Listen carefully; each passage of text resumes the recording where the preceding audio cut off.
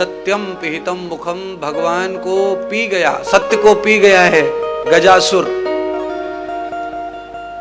तात्पर्य यह है कि कोई आदमी अगर दुष्ट प्रवृत्ति का है वो भी भगवान का भजगत हो सकता है। भजन भगवान को मानने वाला दुष्ट भी हो सकता है, पर अप्रीतो न दुष्टः, भगवान दुष्ट से प्रीत नहीं करते। भक्ति का फल तो देना ही पड़ता है। इसीलिए जितने भी बड़े बड़े राक्षस हुए सबने भगवान का भजन किया है और भगवान से युद्ध भी किया है, लड़ाई भी की है और सबने भजन भी किया है। भरतश्रुति नाम राक्षस विचारों से होता है कोई, भजन वो भी करते, रावण भी भजन करता था, कंस भी भजन करता था, कुंभकर्ण भी भजन करता था, मेघनाथ भी यज्ञ करता था, पर विचारों से दुष्ट थे, अन्याय करते थे। मैं कितने सारे माफिया, गुंडे, लफंगे सबको पहचान जानता हूं।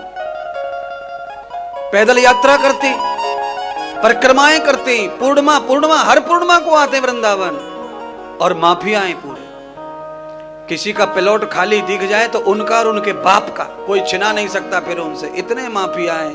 और परिक्रमा, हर पूर्णमासी को परिक्रमा देने का नियम पक्का है, यानी कि कर्म खोटा है पर भजन सच्चा है, नियम से करते हैं। तो भैया भजन का फल अलग है और ये जो कर्म कर रहे हैं उसका भी फल है। मेघनाथ ने यज्ञ किया, यज्ञ का फल मिला, उसे शक्ति प्राप्त हुई और पटक लिया लक्ष्मण को। यज्ञ करने से शक्ति मिल गई और पटक लिया लक्ष्मण को। कर्म का फल अवश्य मिलेगा भैया, पर जो बुराइयां हमारे अंदर घुसी हैं उनका भी फल मिलेगा, भजन से वो भी मिटेगा नहीं। फिर या सब पापम विनश्यति, पापों का नाश होता है भजन से, पर रोज पाप करेंगे तो नाश होने वाला फिर नहीं होगा। कल मैं पाप नहीं करूंगा तो भजन से नाश होगा पाप का, और मैं भजन करके शक्तियां बटोर के पाप ही पाप करूंगा तो पाप का नाश क्यों होगा? पाप का नाश नहीं होगा महाराज। आपके पास में जो भी साधन है उसका सदुपयोग या दुरुपयोग दोनों कर सकते हैं आप। चाकू का काम तो काटना ही है, चाहे उंगली काटो चाहे मूली गाजर काटो, खरीदा तो काटने के लिए ही है, पर आपके ऊपर है। मूली गाजर काटोगे तो फायदे में रहोगे और उंगली काटोगे तो घाटे में रहोगे, पर चाकू तो अपना काम करेगा। इसीलिए कर्म अपना काम करता है। करना कैसा है, कहाँ करना है, कैसा करना है, वो आपके चिंतन पर निर्भर करता है। आहा, भगवान नारायण के चरणों में माता पार्वती अश्रुधार बहाने लगी, क्योंकि शंकर की, भगवान महादेव की बेहद याद आ रही है। इदन्न ममः प्रियतमाम, जो पत्नी अपने पति को प्रियतम मानती है वो अपने पति के वियोग में दुखी भी रहेगी, परेशान भी रहेगी और रोएगी भी। और जो पीछा ही छुड़ाना चाहती है वो काहे को रोएगी, काहे को दुखी रहेगी। ऐसे ही पति अपनी पत्नी को प्रियतमा मानता है तो वो अपनी पत्नी के लिए रोएगा, जैसे राम जी रोए सीता के हरण के बाद। रोना पड़ेगा ही। दशरथ बीमार हो गए तो कौशल्या ने रुदन मचा दिया। सुमित्रा रोने लगी पर मंथरा नहीं रोई, क्योंकि मंथरा ने प्रियतम को दिल से निकाल दिया था और हिसाब किताब कर रही थी कि सब हिसाब करो, एक एक पाई का हिसाब दे दो, तुमने पहले जो लिया था वो भी दो, सब दो सब दो, तुम हम। जब तुम हम हिसाब किताब हो जाए तो फिर प्रीतम नहीं रह जाता कोई, फिर प्यारा नहीं रह जाता, ये ध्यान रखना।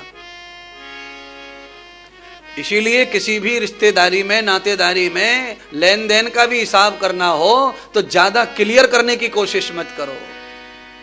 बस लेन देन करो, लेना देना करो, पर पाई पाई के हिसाब में मत पड़ो। ज्यादा पाई पाई का हिसाब किया तो मन टूटता है, रिश्ते भी टूटते हैं। थोड़ा बहुत भूलने की कोशिश करो, थोड़ा बहुत छोड़ने की कोशिश करो तो रिश्ते बने रहते हैं। अगर आप थोड़ा भूलना चाहते हैं, छोड़ना चाहते हैं तो रिश्ता बना रहेगा। अगर आप लंगोट पकड़ करके पूंछ पकड़ के पीछे पड़ गए कि मेरा तो दे, मेरा तो दे, तो मेरा तो दे, तो कोई दे तो देगा, पर रिश्ते खत्म ही समझ लो। ये सारा ज्ञान हमारे पास तो है, तो हम तो अपने ज्ञान से ही चलते हैं, अपने ज्ञान से ही जीते, तो इसीलिए रिश्ते थोड़े बने हुए भी हैं। अगर हम पीछे पड़ जाएं कि भाई हमारा दो, हमने तुम्हें दिया है, दो दो दो, तो दे तो देगा सामने वाला, पर रिश्ता रहने वाला रिश्ता नहीं रहेगा। इसीलिए मैं तुम्हें समझा रहा हूं, रिश्तों को भी जरूरी है रखना। रिश्ते भी संसार में जरूरी है, चाहे झूठा ही सही, पर प्यार का नाटक रिश्तों में रहना चाहिए। आना जाना, बैठना उठना, बोलना चालना। हैप्पी बर्थडे जब होता है ना, तो 2 तालियां बजती है तो मजा ना आवे, कम से कम 200-250 बजे तालियां, हैप्पी बर्थडे।